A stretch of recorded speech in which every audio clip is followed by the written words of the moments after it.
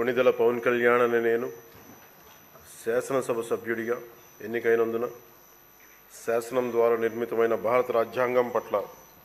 నిజమైన విశ్వాసం, విధేయత చూపుతానని, భారతదేశ సార్వభౌమాధికారాన్ని, సమగ్రతను కాపాడుతానని, నేను స్వీకరించబోయే కర్తవ్యాన్ని శ్రద్ధాశక్తులతో నిర్వహిస్తానని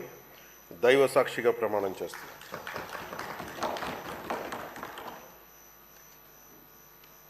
కొణిదెల పవన్ కళ్యాణ్